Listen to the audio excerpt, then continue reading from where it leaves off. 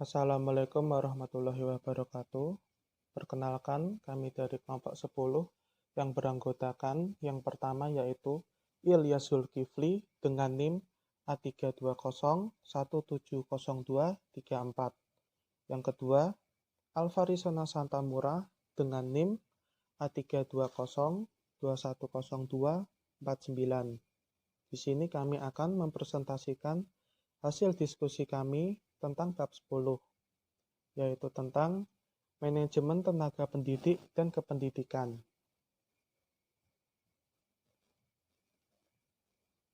Baiklah, konsep dasar. Konsep dasar di sini terbagi menjadi 3 bagian. Yang pertama yaitu definisi manajemen tenaga pendidik dan kependidikan. Yang kedua, tujuan manajemen tenaga pendidik dan kependidikan. Yang ketiga, tugas dan fungsi manajemen tenaga pendidik dan kependidikan. Baiklah, saya akan menjelaskan satu persatu. Yang pertama, definisi manajemen tenaga pendidik dan kependidikan.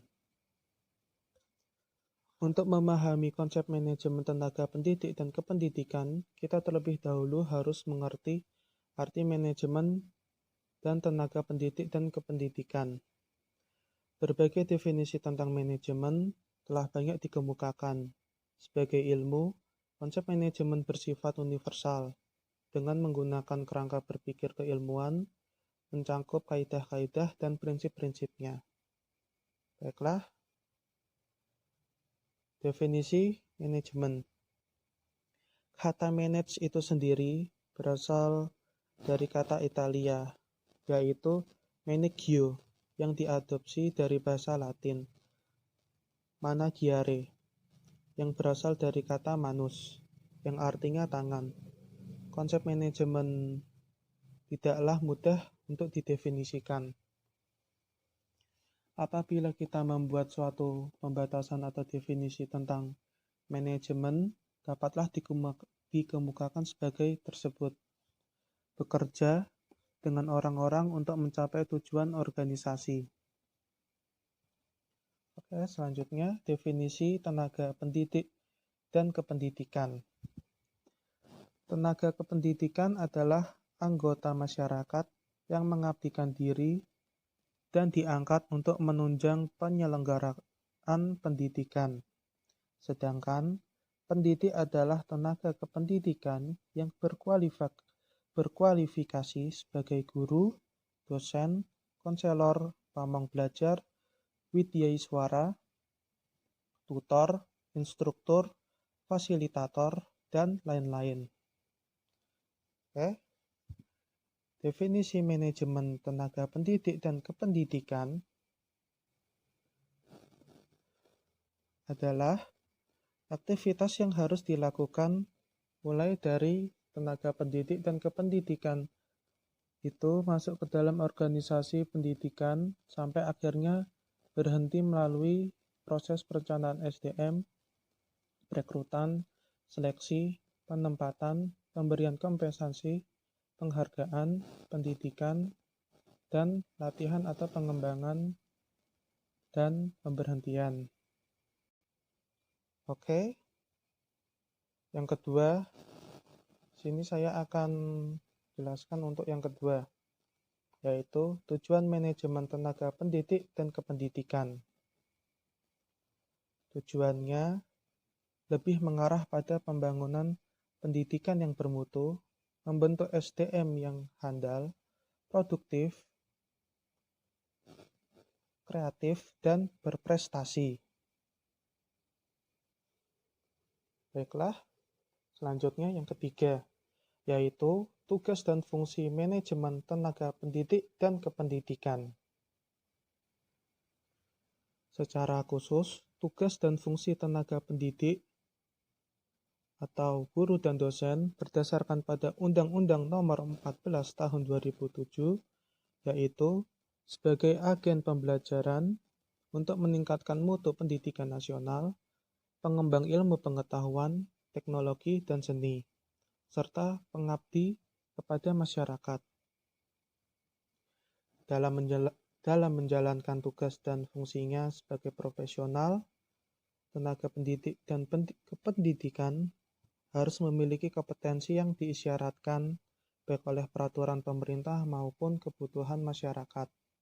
Antara lain, yang pertama, pendidik harus memiliki kualifikasi minimum dan sertifikasi sesuai dengan jenjang, kewenangan mengajar, sehat jasmani dan rohani, serta memiliki kemampuan untuk mewujudkan tujuan pendidikan nasional. Yang kedua, pendidik untuk pendidikan formal pada jenjang pendidikan usia dini, pendidikan dasar, pendidikan menengah, dan pendidikan tinggi dihasilkan oleh perguruan tinggi yang terakreditasi.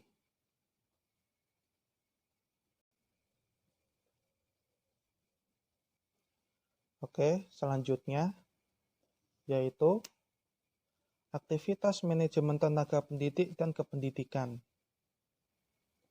Perencanaan. Perencanaan manajemen tenaga pendidik dan kependidikan adalah pengembangan dan strategi dan penyusunan tenaga pendidik dan kependidikan atau sumber daya manusia yang berprehensif guna memenuhi kebutuhan organisasi di masa depan. Di negara kita, status kepegawaian tenaga pendidik dan kependidikan terbagi dua, yaitu berstatus PNS dan non-PNS, dan berada di bawah naungan Departemen Pendidikan Nasional dan Departemen Agama. Selanjutnya saya akan menjelaskan metode yang dipakai dalam merencanakan SDM.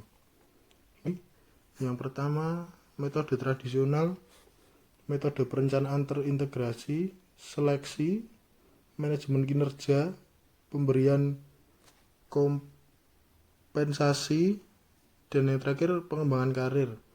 Dimulai dari metode tradisional. Metode ini biasanya disebut sebagai perencanaan tenaga kerja, semata-mata memperhatikan masalah jumlah tenaga kerja serta jenis dan tingkat keterampilan dalam organisasi. Model ini pada saat sekarang dianggap terlalu sempit karena hanya membahas perencanaan jumlah, meningkatkan kesadaran untuk perencanaan jumlah tenaga kerja dan perhatian tidak sesuai pada keterampilan. Selain itu, meningkatkan kesadaran untuk memperhatikan masalah-masalah yang bersifat kualitatif, seperti tentang perilaku pendidik, serta budaya dan sistem organisasi. Kemudian, metode yang kedua yaitu metode perencanaan terintegrasi.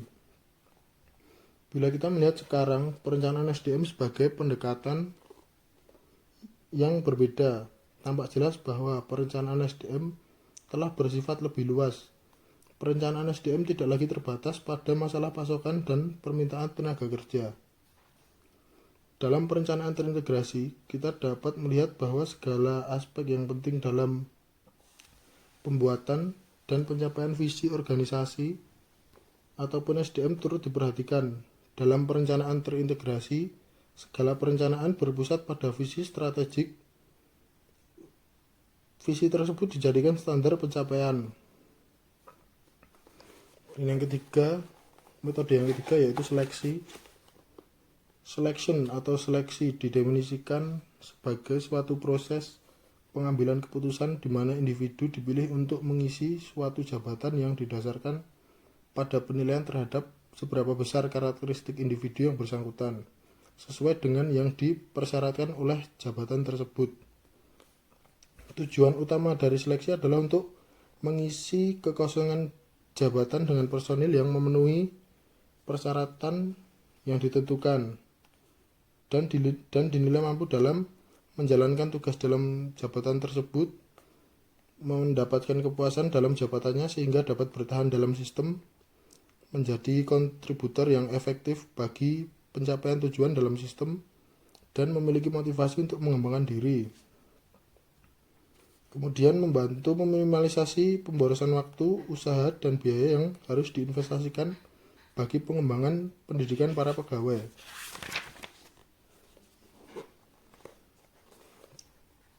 Kemudian proses seleksi. Dalam proses seleksi kelompok pelamar yang terdiri dari para pengajar profesional, pengawas administrasi profesional, pelaksana teknis profesional, dan tenaga pendukung lainnya harus melalui 3 tahapan proses, yaitu praseleksi yang melibatkan kebijakan dan penetapan prosedur seleksi, kemudian seleksi yang merupakan pengajuan seleksi dan implementasi aturan yang ditetapkan pada tahap 1, dan kemudian pasca seleksi, tahap di mana terjadi penolakan dan penerimaan pelamar yang melibatkan daftar kemampuan pelamar, bagian personalia, pembuatan kontrak, dan penempatan pegawai. Di sini praseleksi, yaitu inti dari tahap praseleksi adalah bahwa suatu sistem keputusan yang dijabarkan dalam bentuk prosedur dan kebijaksanaan sistem dapat membantu memfokuskan upaya organisasi dalam mencapai tujuan. Dasar pengembangan sistem rencana gabungan dalam seleksi personal dimulai dari Dewan Pendidikan.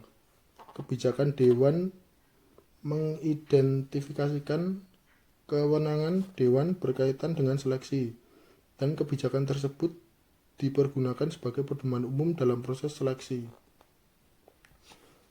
Keputusan prosedur praseleksi. Kerangka pengembangan keputusan prosedur praseleksi meliputi hukum perundang-undangan seleksi, upaya untuk diupayakan meminimalisasi permasalahan hukum yang berkaitan dengan aktivitas seleksi.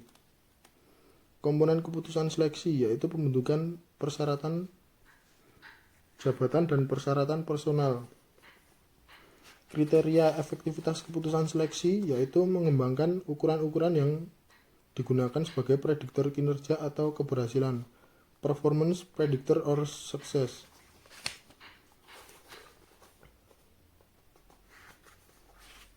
Dan seleksi. Proses seleksi difokuskan pada pertanyaan sejauh mana kecocokan antara pelamar dan segala kualitasnya dengan tuntutan-tuntutan jabatan. Sebagai konsekuensinya, penting dilakukan penyelidikan referensi dan latar belakang mereka yang lolos proses penyaringan awal. Semakin penting jabatan yang dilamar dalam organisasi, semakin berat atau rumit penyelidikan yang seharusnya dilakukan. Dan pasca seleksi diisi oleh kontrak, batasan atau kerangka kerja. Itu saja. Kemudian dilanjutkan dengan metode manajemen kinerja. Manajemen kinerja adalah suatu proses yang berlangsung terus-menerus berkaitan dengan fungsi-fungsi manajerial kinerja. Robert Bakai 2002 mengemukakan bahwa manajemen kinerja merupakan sebuah proses komunikasi yang berlangsung terus-menerus atau berkesinambungan dan dilakukan dalam kemitraan antara karyawan dengan penyelia langsungnya. Proses ini meliputi kegiatan membangun harapan yang jelas serta pemahaman mengenai pekerjaan yang akan dilakukan.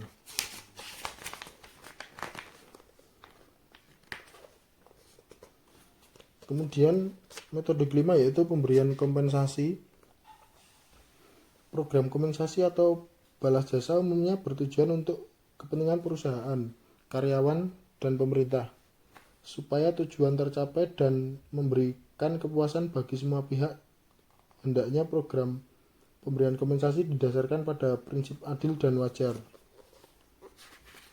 Tujuan kompensasi yaitu tujuan pemberian kompensasi antara lain adalah sebagai ikatan kerjasama, kepuasan kerja, pengadaan efektif, motivasi, dan stabilitas karyawan, serta disiplin.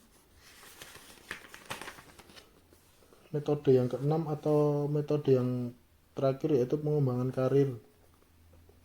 Pengembangan karir adalah suatu kondisi yang menunjukkan adanya peningkatan status seseorang dalam suatu organisasi dalam jalur karir yang telah ditetapkan dalam organisasi yang bersangkutan. Seorang pekerja hendaknya memiliki pemahaman pola karir yang terbuka baginya. Sondang P. Siagiaan 2003 menyatakan ada 3 pola karir yang harus diketahui seorang pekerja, yaitu 1. Sasaran karir yang ingin ia capai, dalam arti tingkat kedudukan atau jabatan tertinggi yang mungkin dicapai apabila ia mampu bekerja dengan produktif, loyal pada organisasi, menunjukkan perilaku yang fungsional, serta mampu bertumbuh dan berkembang. Perencanaan karir. Kedua, perencanaan karir dalam arti keterlibatan seseorang dalam pemilihan jalur dan sasaran karirnya. Yang ketiga yaitu kesediaan mengambil langkah-langkah yang diperlukan dalam rangka pengembangan karir sambil berkarya.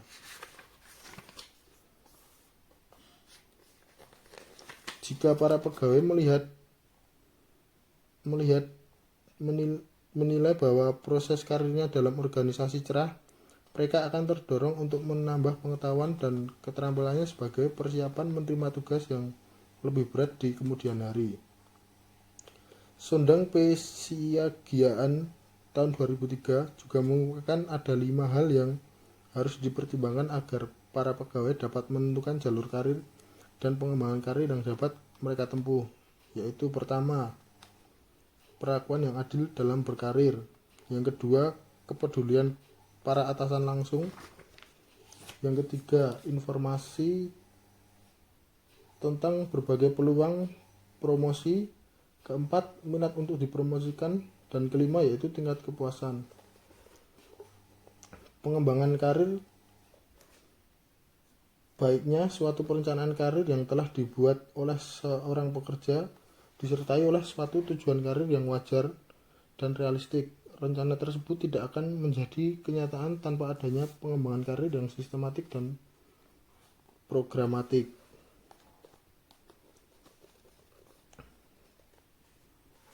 Cukup sekian presentasi dari kelompok kami. Jika ada salah kata kami mohon maaf. Wassalamualaikum warahmatullahi wabarakatuh.